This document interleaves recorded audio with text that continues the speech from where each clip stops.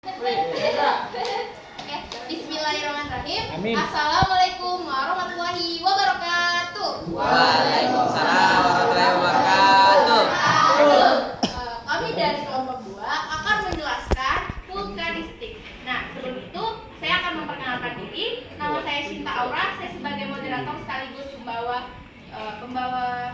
materi, dan juga teman saya Radita Putri Cahyanti, Indra Kanza, Putri Alfa, Tasya Labisa, dan di sini Jangan ngetur.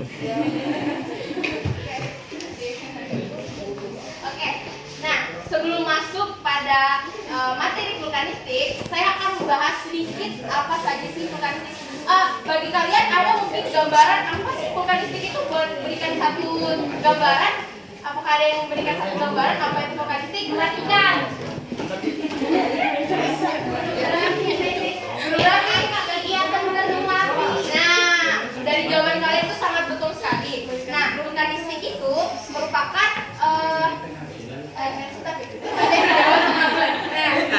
habis itu dia Sela tadi habis bilang gunung berapi. Nah, kita bahas lagi sedikit.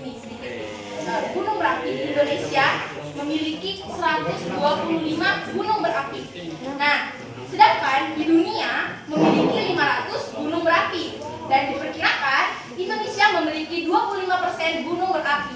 Nah, sebelum masuk di dalam vulkanistik ini, kami akan memberikan pengertian dari vulkanistik. Silakan, boleh nama.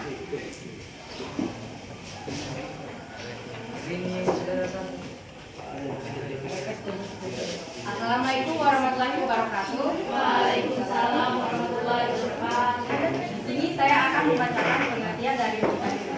Nah, vulkanisme adalah peristiwa yang berhubungan dengan magma yang keluar menuju permukaan bumi melalui rekahan dalam kerak bumi. Nah, magma tersebut magma ini berbentuk cair dan juga berpijar. Magma bergerak naik ke permukaan bumi melalui diaterma, disebut yaitu saluran mirip dengan pipa. Jika sudah di permukaan bumi, maka magma tersebut akan mengalami perubahan, disebut dengan lava. Apa itu lava?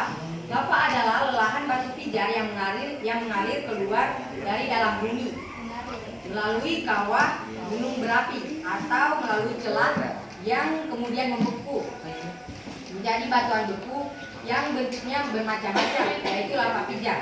Lava pijar adalah cairan lelehan magma yang kemudian membeku menjadi batuan beku yang keluar dari gunung berapi ketika mengalami erupsi. Kemudian yang kedua, batuan beku atau batuan jenis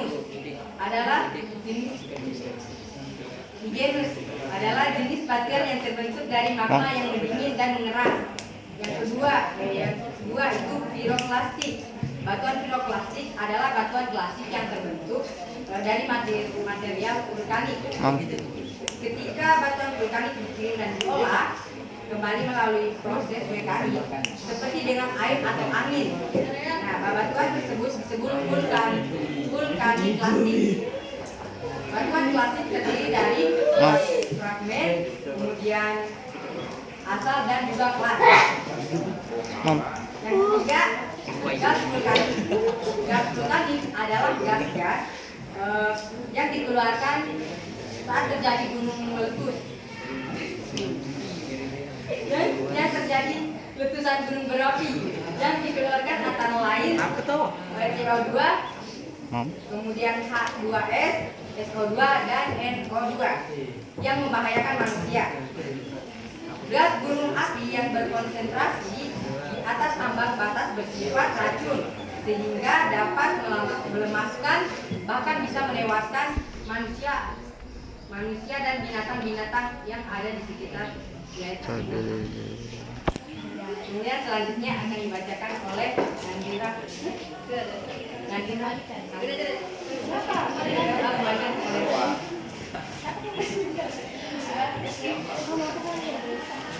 Oke, berikut tadi sudah dijelaskan apa saja pengertian dari vulkanisme. Ini kami akan menjelaskan lagi apa saja sih gejala-gejala vulkanisme akan dibawakan materi boleh Radina Putri Cahyanti.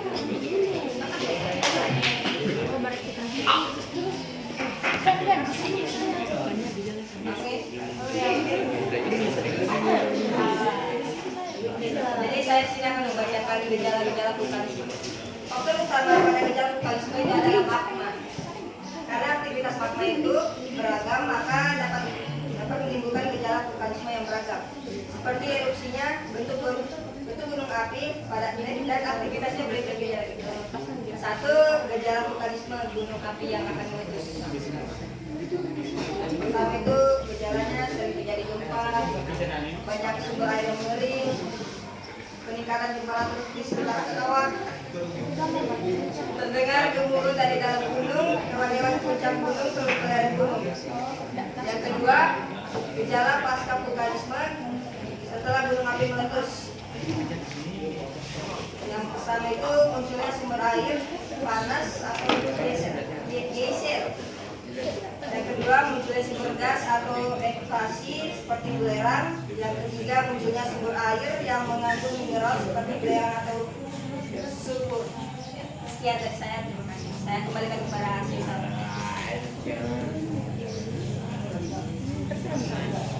Oke, baik. Tadi Radita sudah menjelaskan apa itu namanya? Gejala-gejala yang sering ditimbulkan oleh vulkanisme. Gejala tersebut terbagi menjadi 2. Oke. Baik, di sini saya akan memberikan saya akan apa tuh? Selanjutnya saya akan menjelaskan struktur vulkanisme. Yang bawah adalah Putri apa nanti? Oh ya sudah, jadi. Ya, sebelumnya akan dibacakan pertama tuh sebelum struktur kita bahas dulu erupsi. Nah, erupsi akan dibacakan oleh Nahira Kanza. Silakan.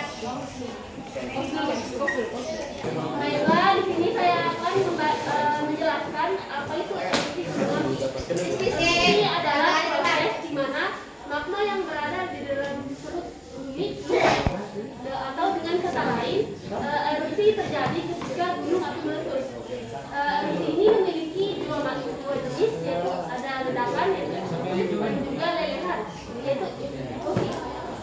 Untuk erupsi eksplosif ini adalah jenis erupsi dengan tekanan yang sangat kuat dan memiliki kandungan gas yang sangat tinggi sehingga menyebabkan ledakan yang cukup besar. Kemudian ledakan ini juga hanya terjadi satu kali.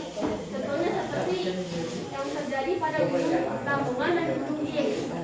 Terus ada erupsi efusif. Erupsi efusif ini merupakan lelehan yang hanya berupa lelehan yang lebih kuat dikarenakan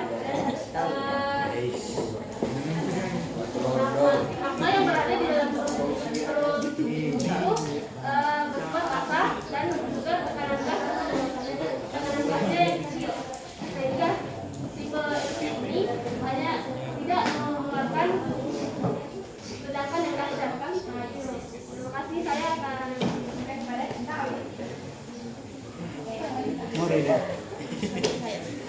Tadi sempat dijelaskan erupsi.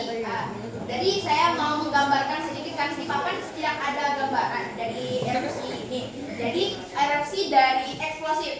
Kita udah dengar dari katanya saja eksplosif berarti ledakan yang cukup besar. Jadi bedanya sama eksplosif dan efusif. Eksplosif itu dia mengeluarkan ledakan yang cukup besar karena tekanannya yang sangat besar, dan juga sedangkan efusif dia tekanannya sedikit sehingga dia hanya bisa mengeluarkan lava saja atau cairan-cairan dari permukaan. Nah, oke, kemudian akan dilanjutkan oleh apa Dharma, yaitu struktur gunung berapi.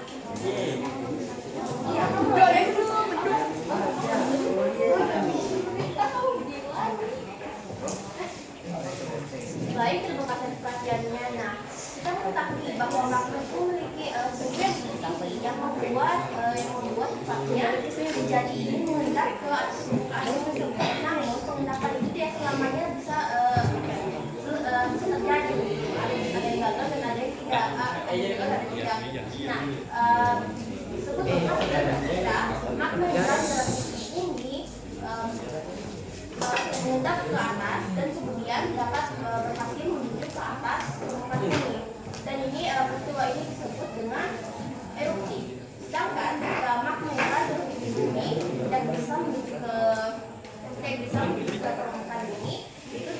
dengan intrusi. Nah, kemudian saya di sini akan menjelaskan struktur Gunung Merapi. Yaitu pertama, bata laut atau bisa dibilang magma chamber. Dalam bata laut ini menjadi tempat inti bagi Gunung Merapi menyimpan magma yang berada yang akan meletus nanti. Di sini menjadi tempat meledusnya lah inti dari Gunung Merapi itu. Habis itu seal. Ini adalah magma yang menjadi magma inti yang meledak dan horizontal. Meledak media ini itu diakan setelah bebatuan yang dalam permukaan dalam dan naik. Dan ini salah satu dengan yaitu magma intrusi. Namun dari dia meledak secara vertikal. Lapisan batuan ini, lapisan bumi gitu kan. Nah, akulit sama halnya meledak dari yang mereka bertiga itu termasuk magma intrusi. Nah, bedanya di akulit ini adalah makanya magma intrusi yang meledak yang berusaha meledak ke permukaan bumi, namun tidak berhasil, tapi dapat membuat tonjolan di permukaan bumi. Dan akhirnya ada tonjolannya. Nah, kemudian kita lanjut ke diametra atau istilah diametra ini adalah pipa atau saluran dari gunung yang menjadi jalan bagi magma yang berada di magma chamber atau batol ini menuju ke kawah. Dan selanjutnya adalah kawah. Di kawah ini adalah mulut Gunung Merapi yang menjadi tempat keluarnya magma untuk menyebar ke permukaan bumi. Lalu kita lanjut ke air Magdani. Air Magdani ini kita dapat temukan di bagian bawah Gunung Merapi. Nah, air Magdani ini adalah sumber air panas yang memiliki zat tertentu seperti sulfur dan logam. Kenapa itu seperti itu? Dikarenakan di bawah airnya itu ada magma intrusi yang menyebabkan air itu pada solusi zat tertentu itu sulfur dengan gelar tadi. Dan bentuknya geyser. Nah, geyser ini sama halnya dengan Magdani, yaitu cara pembentukannya yaitu ada lava magma di bawahnya. Tapi bedanya ini dia geyser itu memiliki tekanan gas yang lebih besar daripada Magdani. Tadi itulah kenapa geyser ini dia menjadi seperti air terjun itu dan gitu. Dia sama seperti Magdani ya, cuma kayak sebagian selain genangan biasa. Kalau dia ini suhu gitu. Baik, terima kasih perhatiannya. Berikutnya saya memberikan kembali kepada Oke, dari tadi saya lihat mungkin dari kalian tidak ada yang fokus pada strukturnya, jadi saya akan pulang kembali ya. Dari struktur tersebut, dia memiliki banyak saudara. Kenapa saya bilang seperti itu? Karena dalam struktur tersebut memiliki pertama yang di dalam tanah, di dalam permukaan bumi ada 3 saudara. Jadi dari yang pertama namanya sil, dike, dan lakolit. Nah, kenapa saya bilang mereka saudara? Karena mereka sama-sama tidak dapat keluar dari permukaan bumi. Kasian banget ya kan? Perbedaan dari sil, dike, dan lakolit ini. Kalau sil, dia permukaan atau aliran magmanya itu lurus, guys, seperti ini. Horizontal. Begini, guys. Nah, bedanya kembaran yang satu dike. Kalau dike dia bentukan atau aliran magmanya seperti ini. Vertikal. Berbentuk vertikal.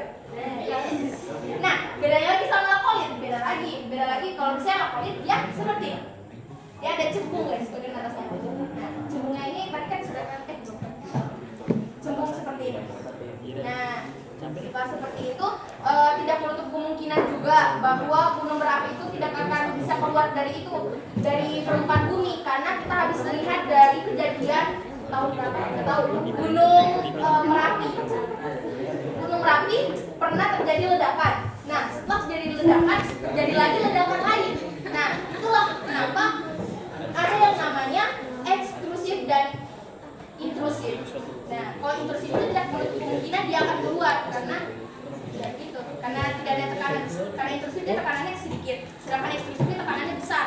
Jadi ketika ekstrusif mengeluarkan tekanan yang cukup besar dari bawah tanah, nah tidak menutup kemungkinan yang lakolit diethyl ini, 3 bersaudara ini tidak keluar dari permukaan api. Dan juga ada lagi kembar 3 dari di luar permukaan bumi, yaitu air apa lagi namanya? Vulkanik. Air Magdani, geyser dan fumarole. Tadi sudah dijelaskan tuh ada sur gitu. Seperti itu.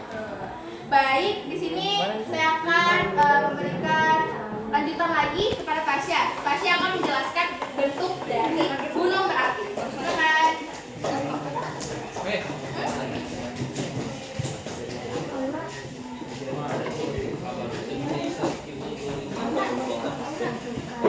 Saya akan menjelaskan tentang bentuk-bentuk gunung api. Seperti yang kita ketahui, ada 3 bentuk gunung api. Kita lihat gambar yang pertama ada gunung api Merapi. Gunung api Merapi ini terbentuk akibat terjadinya letusan eksplosif. Ya. Akibat dari letusan erupsi eksplosif ini mengakibatkan terbentuknya kawah yang cukup besar. Tasya, nggak dilihat bagian sana. Oh, tidak. Dari sini ya. Ini kalau kalian kurus,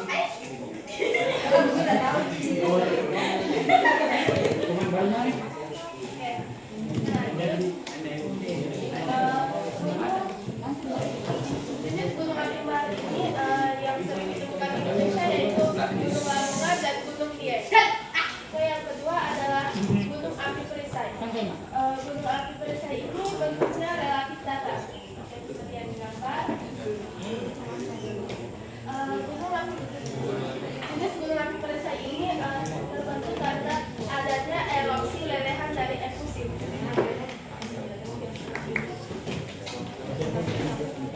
Karena magma yang keluar dari gunung api Perisai ini sangat cair, mengakibatkan lerengnya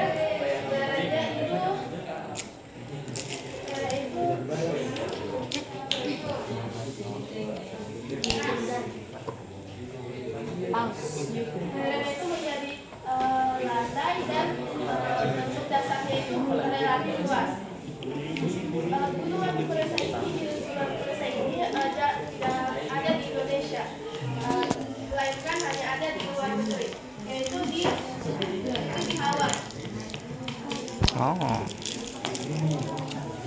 Contoh yaitu Gunung Manualua dan Gunung Kilauea. Dan terakhir yaitu jenis gunung api kerucut. Ragam ini sangat umum di Indonesia. Berbeda dari 2 gunung sebelumnya yaitu Gunung Kepal dan Gunung Perisai. Gunung api kerucut ini terbentuk dari 2 campuran erupsi eksplosif dan lelehan efusif. Akibat dari tumpukan kedua dari campuran erupsi eksplosif dan efusif ini mengakibatkan dinding kawah dari jenis gunung api kerucut ini memiliki lapisan buku yang berlapis-lapis. Jenis contoh gunung api kerucut yaitu Gunung Semeru, Gunung Raung, dan Gunung Merbabu. Sekian dan terima kasih.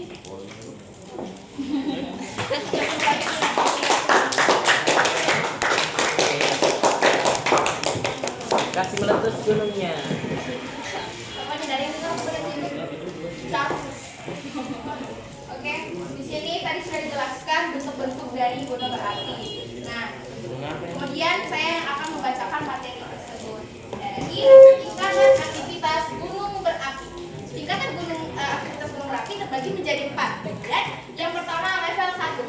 Level 1 terjadi tidak ada gejala aktivitas tekanan magma. Nah, level 1 itu bisa dibilang dia kalem magma.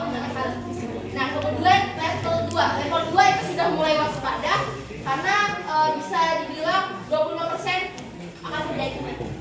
karena peningkatan aktivitas seismik dan vulkanik juga sedikit perubahan aktivitas yang mengakibatkan aktivitas magma, tektonik dan hidrotermal. Kemudian level 3 siaga. Level 3 siaga ini terjadi akibat peningkatan intensif kegiatan seismik dan juga letusan dapat terjadi dalam kurun waktu 2 minggu. Yang kemudian yaitu level 4 yaitu awas. Nah di sini gunung segera atau pengen tidak meletus sudah meletus, dan juga letusan itu berpeluang 24 jam. Jadi kalau misalnya ada tanda dari apa begitu BNNK apa BMKG. kenapa BNN? Iya ya.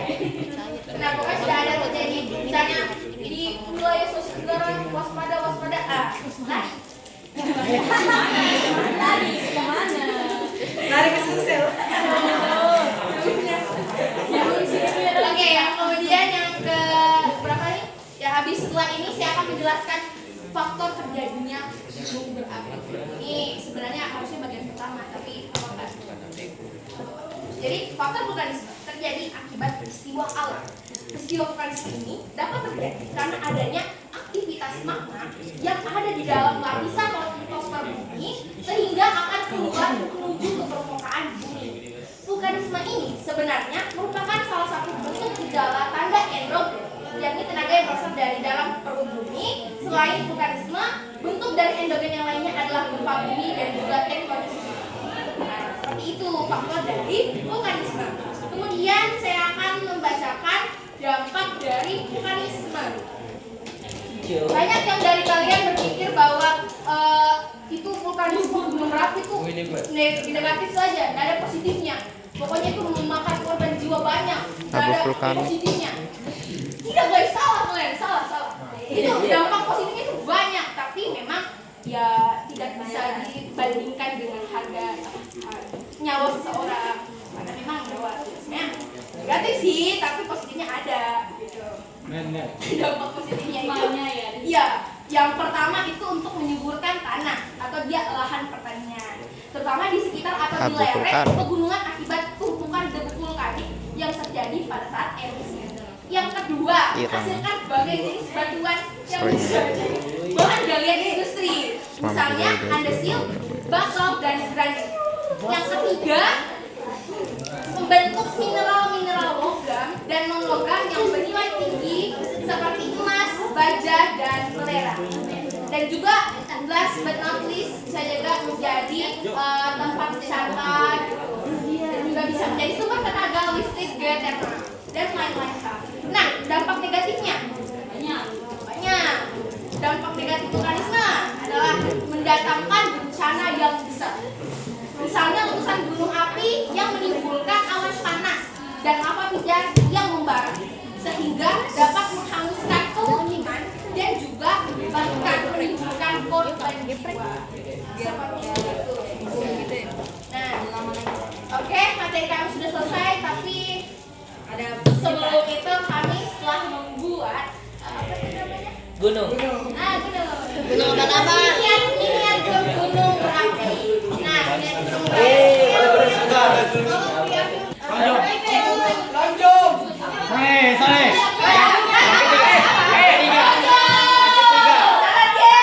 Saya betul. Saya betul tadi. Oh jadi Coca-Cola misalnya? Coca-Cola Pak. Yuk, buang minuman.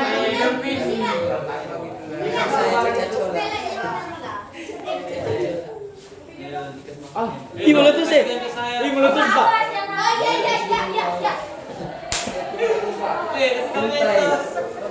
Itu meletus dua arah bego.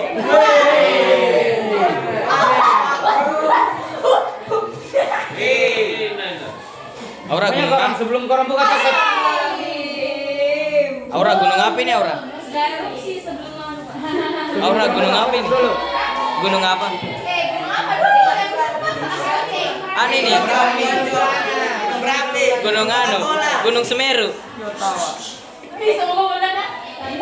Hei, Guys, yay warning. Maunya dikasih begini dulu. Gua coba enggak. meletus.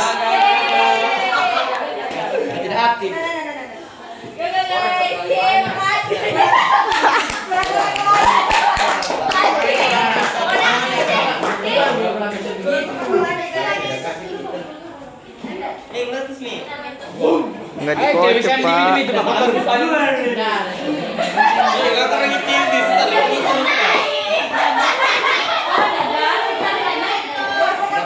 Gocok dulu, gocok. Tutup, penutup dia tuh di atasnya. Tidak, itu kok Coca-Colanya seharusnya 30. Iya. Iya, Gocok, sudahnya benar. Oke. Ulang, beli soda baru. Buang, Pak. Pokoknya Pak, itu deh. Bayarannya tidak keluar anunya. Gocek lagi. Bagian MC-nya ini toh, Bang, dia ada bakal sponsor. Kan ada dua tadi ya. Kan tadi ada dua MC-nya.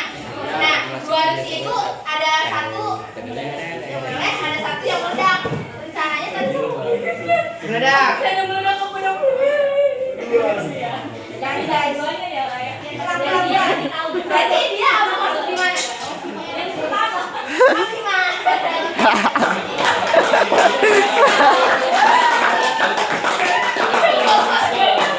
Sayang sekali. Ini bisa minum Coca-Cola gitu. Gunung Nangan-Nangan. Nah, itu nih.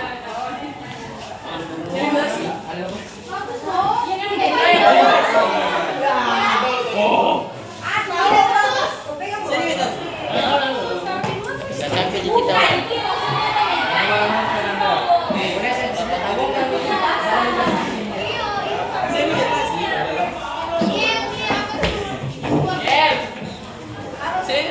Nah, proses mengenalnya mati.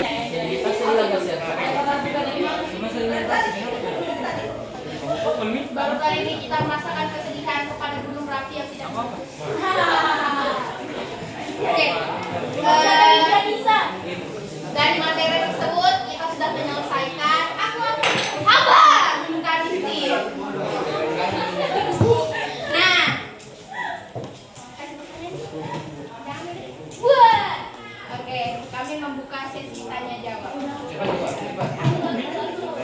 Ini juga ulang. Hijau. Oke, siapa? Siapa dari kelompok ini kalian? Kelompok keempat, silakan. Oke, perkenalkan saya Salsabila Dewi Aprianti dari perwakilan dari kelompok 4 ingin bertanya kepada Putri Alsadar. Iya tuh. Sedikit sih, cuma kayak magma yang terus itu apakah akan terus panas kan dia di lapisan bumi, apakah dia akan terus panas atau dia berkembang jadi batu atau mungkin dia mengkristal atau apa, bisa jelaskan apa yang terjadi? Oke, coba. Dari menurut pendapat saya sendiri itu sebenarnya begini. Karena kan lakolit kan, ini dia ini mengendap gitu, tapi gagal sampai ke permukaan bumi. Nah, jadi mungkin saja karena kan kamu bilang kayak kalau panasnya pasti akan terus panas kan? Nggak tahu dia mesti panas atau nggak panas atau beku atau dia mungkin jadi batu, saya nggak tahu. Oke, saya bertanya. Oke, jadi kalau menurut saya mungkin ya ini saja masih panas gitu, panas. Tapi untuk apa ya? Untuk apa? Ya, gue tahan. Mau tambah? Mencegah apa ya? Mencegah seperti keluar dari sini tuh bisa saja ini magmanya dan mengendap ke sini. Kayak sisil tadi ini ke mengendap kayak horizontal begini ke celah-celah batuan lah, celah-celah lapisan bumi bisa saja. Terus jadi apa? Jika kayak gini nih, kayak menyebar kayak gini. Masih jadi lava. Masih tetap lava. Iya, tetap lava kalau menurut dia. Dia buka jalur. Bisa apa kan? Bisa. Yang tadi pertanyaanmu itu pada eksklusif atau intrusif? Eksklusif atau Intrusif. Nah, intrusif itu dia kan di dalam ini kan, dalam lapisan bumi. Nah, sedangkan lapisan di dalam bumi itu memiliki suhu yang Panas. besar. Nah, makanya di dalam bumi ini dia itu masih dalam bumi. Jika masih dalam bumi, maka dia masih dalam berupa lava. Kenapa demikian? Karena memang dari bawahnya memang sudah panas. Tapi ada kemungkinan buat jadi batu? Kemungkinannya Ini kalau dari letusan ada sih. kecil. Yang dalam Kira kalau udah jadi batu kalau sudah keluar. Iya, setahu saya kalau sudah jadi batu udah keluar. Tapi ada batu juga yang mengkristal. Kan ada kan Bu, batu yang mengkristal di dalam dia keluar lewat erupsi. Ada tapi ada kan dia di dalam magma pun dia bisa jadi batu. Kandungan magma tadi sebelum jelaskan nih, kandungan magma itu ada memang batu-batuan. Teman-teman, waktunya ya. Jangan diam nih. Tidak apa-apa, tidak apa-apa. Nah, erupsi itu magma itu ada banyak, Nah, saking banyaknya dia itu sampai isinya tuh kayak bebatuan gitu. Jadi bukan hanya cairan saja, tapi ada bebatuannya juga.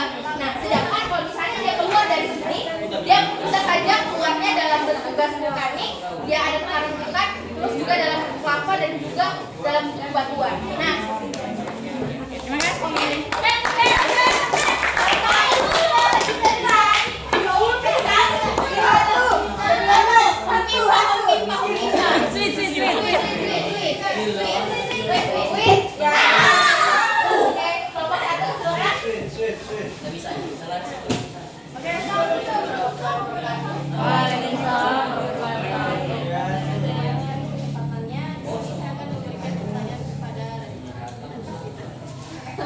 Tadi Anda jelaskan tentang gejala pasca vulkanis. Dari mana juga sebuah sumber gas. Ya, saya sini akan bertanya, bagaimana dari mananya sumber gas tersebut muncul? Apa saja sumber gas? Oh iya, dari mana dia gas itu muncul? Apa saja sumber gas yang muncul pada pasca vulkanis? Iya. Dan gas lagi Apa? Ini lagi. Oh, sedang belum?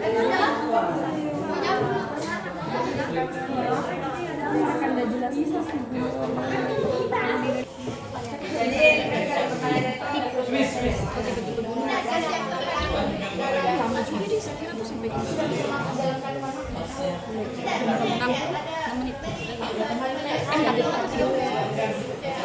Bisa sampai part 3 kayaknya.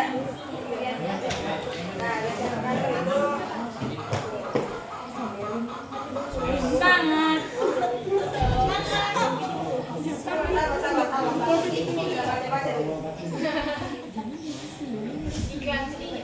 Nanti itu magma intrusi bisa jadi batu.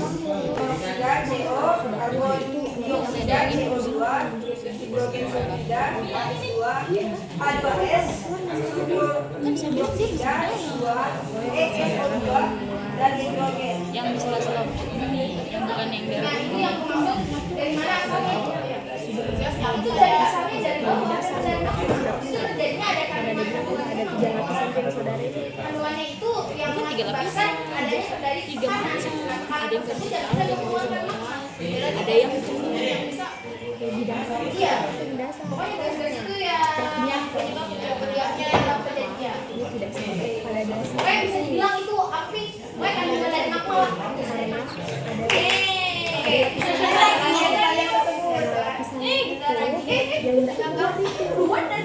dia jadi gas api. Iya, benar. Saya mau bertanya. Pertanyaan itu cuma sedikit kok. Kalian tentang Merapi. Tapi dia bisa meledak berarti. Bisa sebutkan dari sini Gunung Merapi yang mungkin paling bencananya paling banyak dimakan korban jiwa. Di mana? Tambora. Apa kemarin? Pertanyaan kemarin akibat letusan Gunung Merapi sehingga dia terbentuk jadi dua apa namanya? Gunung Aceh. Krakatau beda. Anda sebenarnya masih ada. Gunung apa? Krakatau kuno. Krakatau kuno. Yang anu.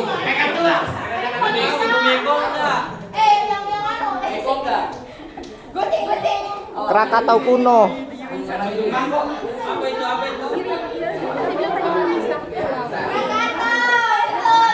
Yeay. Goceng. Kok pede kan yang jawab sebenarnya Bu? Aura. Iya, punya di mana? Saya bilang juga Krakatau ini. Goceng. Give me goceng. Tanaman mati kan Ibu korban attention. Saya bilang memakan ribu-ribu korban. berjuta berjuta-juta juga. Berjuta-juta. 4 kali meletus selama 4 jam. Dan juga dalam apa yang memakan banyak korban? Itu Krakatau. Krakatau juga. Krakatau masuk di ini di dunia. 3 di dunia. Kalau benar Sama apa? Ya, Kalau guru yang bertanya. Pertama ya Everest. Pertama apa ya? terbesar di dunia. Everest. Selain aku tidur. di Swiss. Everest. India. Wahyu Putra Kutina. Di Jonggol. Iya, PMI 2. Di Cirebon dan Sekarang terjadi di Peru. Yeay. Pada tahun 1600 ya. Ora. Yang kedua Krakatau. Yang ketiga yang berapa? Yang ketiga Gunung Santa Maria. Kalau gunung Di Guatemala. dengar sampai kayak gunung itu. Oke baik. Ada yang kita jadi selada. Saya nih. Yang bisa ada. Habis.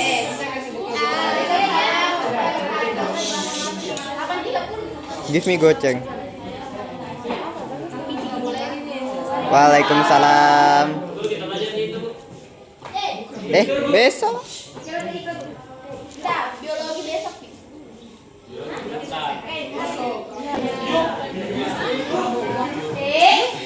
Balik. Bisa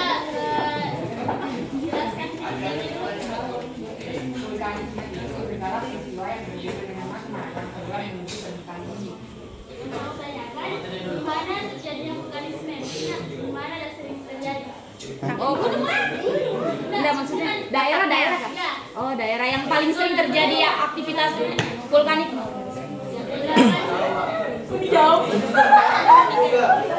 Dijawab. Jamila jangan bisa bertanya nih. Habis ini gampang jawabannya. Yang tadi mana? Apa ya? Yang paling banyak gunung merapinya Indonesia ya? Yang paling banyak gunung merapinya maksudnya Jepang. Bukan Jepang sana. Jepang. 11-12 tuh. Sering banget. Tidak. Ada lubang bukan tengahnya tapi tidak terbelah. Yang lubangnya itu tempat ini kamu lihat kan gambarnya sana deh.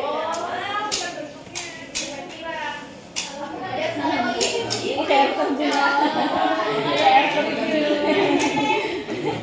iya, kan itu supaya kelihatan ya dari dalam. Tapi di sini nggak ada dapur magmanya deh. Biasanya ada dapur magmanya dia. Ini bicara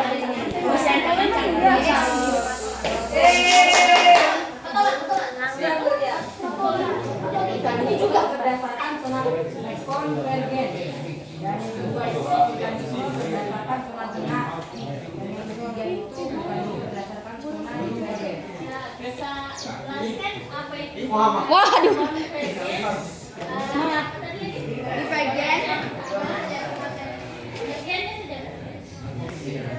Sonar konvergen itu merupakan jalur pertemuan dua lempeng kerak bumi. Terus sonar tengah itu didefinisikan sebagai meletusnya gunung api yang berada di tengah lempeng kerak bumi. Sudah terekam? Sudah. Dan sonar divergen itu adalah sebagai gunung api yang berada di sekitar rekan antara lempeng kerak bumi. Baik, terima kasih pertanyaannya. Masya Allah. Kan nggak gitu kan tadi? Oh gitu. Tangannya loh. Oh iya. Masih. Oke, tutup. Katanya mau bertanya Upi. Santai ya. Nah. Gue belum juga. Gue masih. Kalau kelompok itu yang ada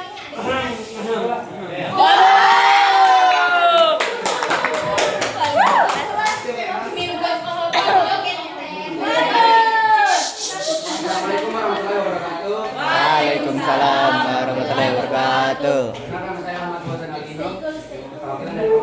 saya ingin bertanya, gunung berapi paling aktif di Indonesia itu apa? Yang paling sering yang Anak Krakatau. Gunung Aceh. Yang masih aktif pada saat ini itu yaitu Gunung Semeru, Gunung Merapi, Gunung Sinabung dan Gunung Anak Krakatau. Anak Krakatau. Seperti itu karena banyak bapak-bapak polisi yang sedang siaga di tempat. Bapak kamu juga ya? Bapak kamu juga ya? Iya, jadi masa itu sih? Oke. Sama di mana? Bilang yang paling aktif bilang begitu. Bilang kok gitu.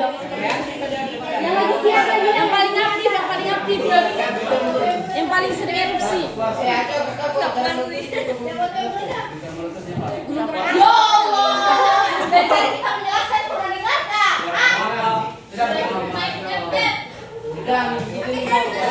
Tutupnya Pak.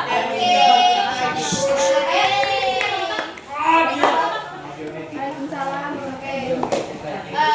Sebelumnya saya minta maaf atas kata-kata saya yang menyinggung adik-adik semua. Terima kasih Kak. Sebelumnya saya minta maaf karena saya sebenarnya ingin mengajar atau ingin menjelaskan seperti ini dengan kata-kata saya, dengan kepribadian saya sendiri. Saya tidak mau membuat-buat dengan cara formal aku seperti apa karena seperti apa? Karena biasanya kawan-kawan kita ini mudah mengerti ketika teman kita yang bahasa kita menjelaskan sendiri. Ketika teman kita yang menjelaskan sendiri. Karena demikian karena kita lebih enak saja begitu kayak masuk Nyaman santai, yes. Makanya pada kesempatan ini saya minta maaf sebelumnya. Kemudian saya juga berterima kasih kepada kalian semua yang sudah menyempatkan waktu untuk memberikan pertanyaan dan juga mendengarkan kami. Sebelumnya terima kasih juga kepada Bu Guru yang telah memberikan waktu kepada kami lewat berapa menit itu? Lewat 7 menit. Saya terima kasih. Bu Ana juga minta maaf sama Bu Ana juga. Oh iya, termasuk sama juga sama Bu Ana telat 7 menit. Tapi Bu Ana bolos. Oke, baiklah. Saya akhiri Kongsi. presentasi kali ini. Semoga vulkanistik itu bisa membenak kepala kalian dan juga bisa memberikan banyak manfaat. Amin.